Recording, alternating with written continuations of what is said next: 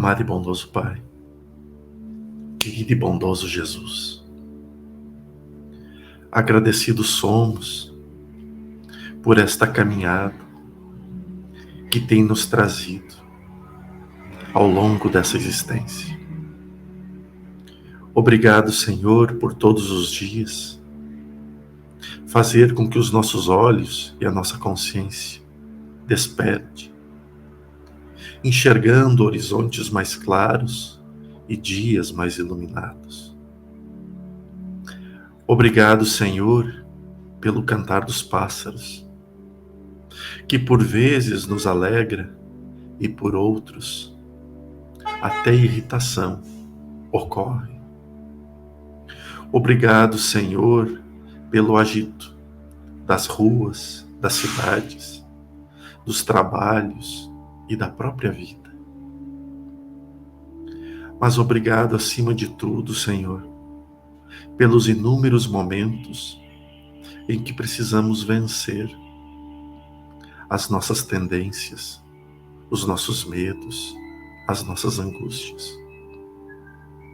Obrigado, Senhor, pelas inúmeras tentações que todos os dias perambulam pela nossa tela mental.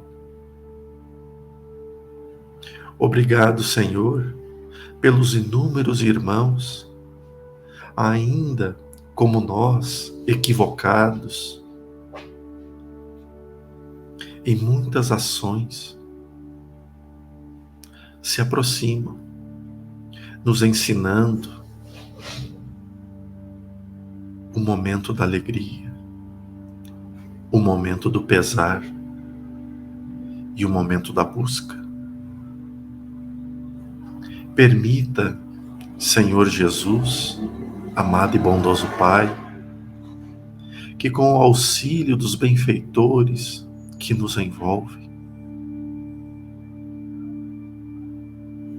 possamos elevar a maneira de ver, a maneira de viver, a vida a cada instante, dando-nos as ferramentas necessárias para sairmos nos dias ruins da procrastinação, dos medos, dos receios, e para que nos dias bons possamos fortalecer ainda mais a Tua presença em nossa existência.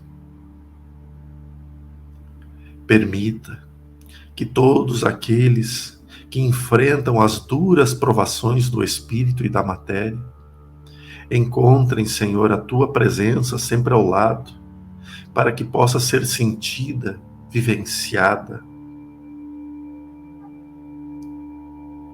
para que assim os pensamentos equivocados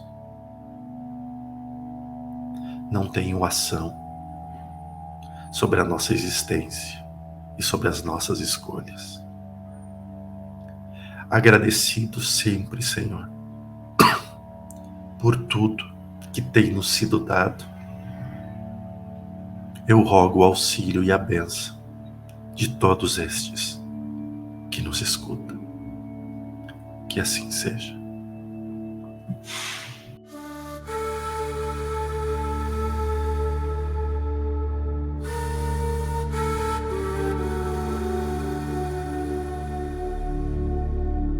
O ministro sábio.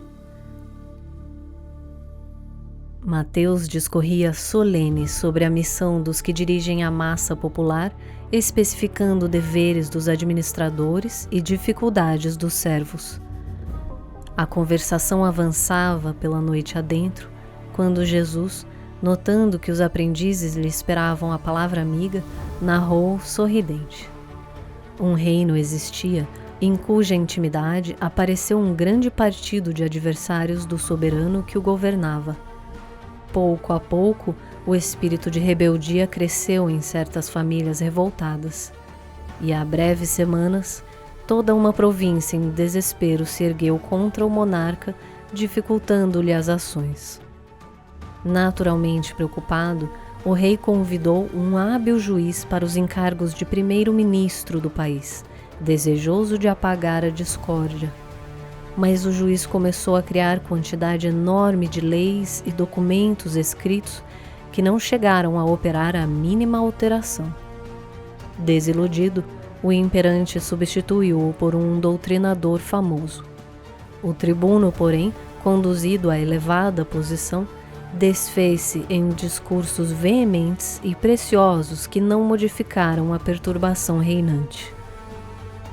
Continuavam os inimigos internos abalando o prestígio nacional, quando o soberano pediu o socorro de um sacerdote, que, situado em tão nobre posto, amaldiçoou de imediato os elementos contrários ao rei, piorando o problema. Desencantado, o monarca trouxe um médico à direção dos negócios gerais, mas tão logo se viu em palácio, partilhando as honras públicas, o novo ministro afirmou, para conquistar o favor régio, que o partido de adversários da coroa se constituía de doentes mentais. E fez disso propaganda tão nociva que a indisciplina se tornou mais audaciosa e a revolta mais desesperada. Pressentindo o trono em perigo, o soberano substituiu o médico por um general célebre que tomou providência drástica, arregimentando forças armadas nas regiões fiéis e mobilizando-as contra os irmãos insubmissos.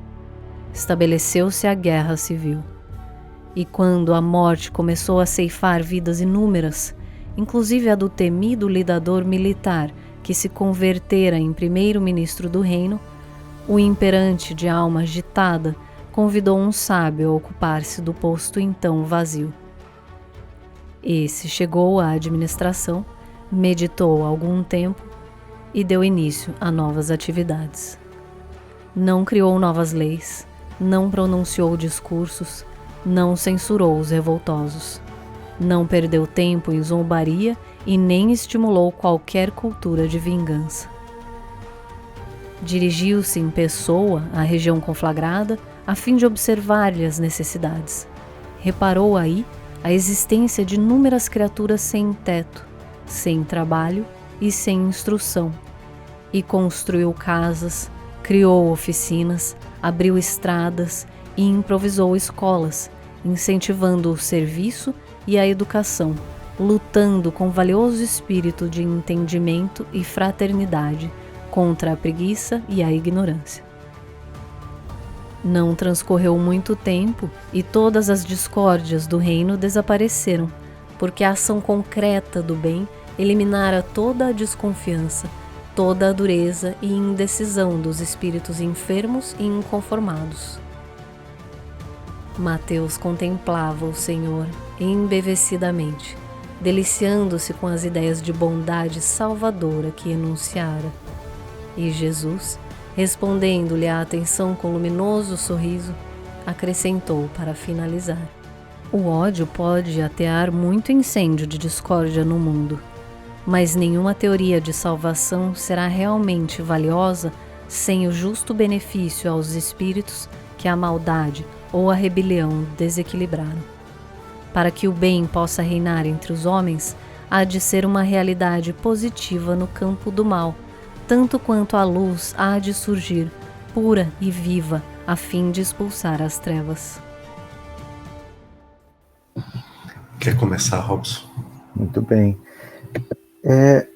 Eu vou começar com uma pequena introdução, mas o que eu queria mesmo era falar sobre um enfoque mais psicológico sobre o assunto que foi falado, né? Mas, a princípio, em termos de estudo, eu acredito que o principal assunto é sobre a dificuldade que o ser humano tem em termos de compreender o que significa justiça, né?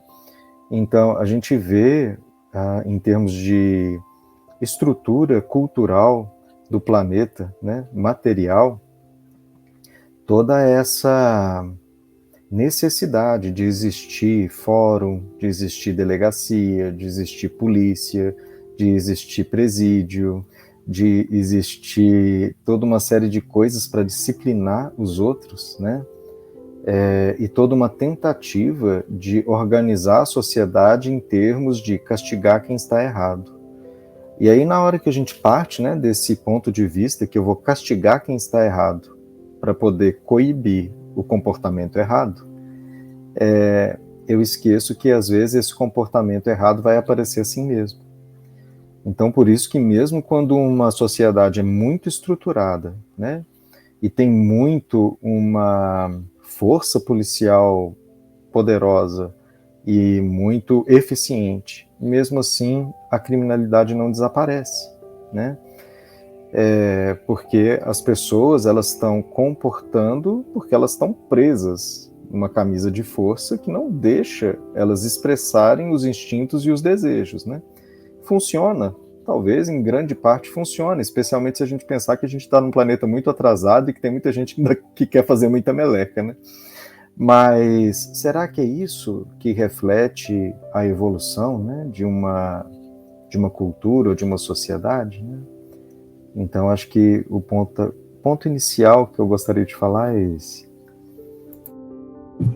É um ponto muito, muito válido de ser observado, porque a gente vê que as próprias leis mosaicas, né, os 10 mandamentos, eram feitos para que aquele povo tivesse regras, limites, e muito dos limites pautado no medo, né?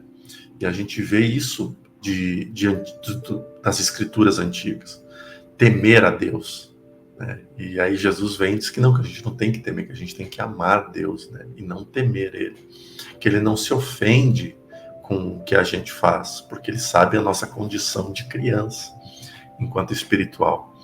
Mas até que ponto que a liberdade não provocaria a libertinagem? Porque eu estava conversando contigo aqui em casa, Robson, até sobre isso, e tu falou algo muito, muito relevante, né? Que o bem é silencioso, o mal é barulhento. Acho que nós estávamos indo lá para o Tiago, quando tivemos essa conversa no fim de semana, né? Que eu falei que eu estava preocupado porque eu via muito alarde das coisas negativas, das maldades, dominando tudo. E tu trouxe esse levantamento, esse apontamento muito bacana, que se não me engano foi do Haroldo, a reflexão, e de que o mal é barulhento e o bem é silencioso. Mas numa sociedade onde a liberdade é total, como é nas colônias espirituais, né, elevadas, nós ainda estamos um pouco distantes de viver. Então, veja, esse texto de Neio Lúcio, né, na década de 50, talvez antes ainda, não lembro bem o certo ano da publicação do livro, da primeira publicação, e isso leve-se a considerar que esse livro no plano espiritual foi escrito muito tempo antes ainda, né? E então talvez essa obra foi escrita e deixada no plano espiritual no início de 1900, mais ou menos, para termos uma leve noção assim do mundo espiritual, a concretização do mundo material, né? E aí a gente vê que os exemplos que Jesus dava é muito válido para os dias atuais, né? As parábolas que Jesus falava, hoje interpretada, nós estamos vivendo exatamente as mesmas coisas. E não é previsão. Quer dizer que nós não mudamos esses 2000 anos. Veio o intelecto, veio a inteligência, veio inúmeras coisas, tecnologia, mas a nossa moral, né, que é o pilar fundamental das grandes transformações, eles continuaram estagnados. E isso não é culpa do Robson, culpa do Jordelei ou culpa de você que está assistindo. Não. Nós temos hoje a nossa capacidade de entender que o que não é meu, não é meu. acredito que nós não teríamos problema em morar em países como a Europa ou muitos lugares dos Estados Unidos, aonde o jornal está em cima de uma cadeira e que tu pode botar teu dinheiro ali e pegar só um jornal, né? Acredito que nós tenhamos a possibilidade de viver num lugar assim. E isso não quer dizer que eles são mais evoluídos que nós, mas quer dizer que eles têm leis morais muito mais enrijecidas do que nós. Nós aqui a gente tenta passar a perna em todo mundo, é o jeitinho brasileiro, para isso, para aquilo. Em outros lugares, não. Isso não é meu, não é meu. Eu quero um, é um. Né? Então, veja que não é uma questão só de evolução espiritual, é uma questão de inúmeras reencarnações sucessivas que vai moldando o caráter do espírito, que vai moldando as formas do espírito, até que ele consiga se desvencilhar disso, desvincular desse processo. E é nesse momento que ele não reencarna mais. E aí, por que a gente tem essa sensação de não evoluir? Porque aquele que não reencarna mais, ele passa para outra esfera trabalhando com os que reencarnam. Mas a classe que reencarna ainda é muito grande. Então, a sensação é de estar patinando. E por isso que os ensinos de Jesus são tão válidos e tão importantes nos dias de hoje ainda. Por isso que a gente vê o Apocalipse, o livro do Apocalipse, a gente fica assustado. Nossa, mas tudo está acontecendo agora de novo. Não é as mesmas coisas se repetindo com o que tinha lá. O que aumentou foi a população. A gente vê as previsões de Nostradamus. Tudo que ele falou está acontecendo agora. Não, acontecia em outras épocas também. Porque a classe permanente de reencarnações é a mesma. Né? Então, por isso que a gente precisa ter muito essa reflexão da liberdade, da censura, dos limites. E, bem, acho que eu acabei viajando demais. Não, isso foi ótimo escutar, né? Inclusive, eu acho que, em termos do que eu queria falar antes, eu vou só dar um spoiler, porque eu não vou falar agora. Vou fazer igualzinho no vídeo de membros que a gente acabou de gravar, que é, no final das contas, né, o sábio do final, ele entendeu que os seres humanos têm necessidades, e à medida que ele cuidou dessas necessidades, a criminalidade, a revolta, as coisas que faziam ser necessárias, né, a repressão, a polícia e os presídios, foram diminuindo, né, à medida que essas necessidades foram atendidas. Então, depois eu explano mais sobre esse assunto. Mas pegando esse gancho que Jordelei falou, né, sobre, tem um momento que a gente vai parar de reencarnar.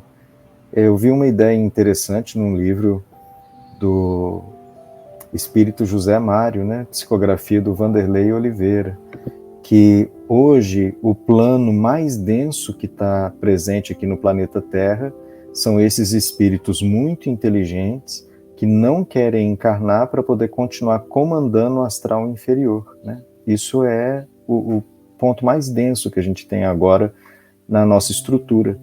E quando a Terra elevar de categoria, é como se só essa estrutura que vai deixar de existir. Não é como se nós todos temos que parar de reencarnar para virar regeneração, né? Virar regeneração vai ser esse astral muito inferior subir.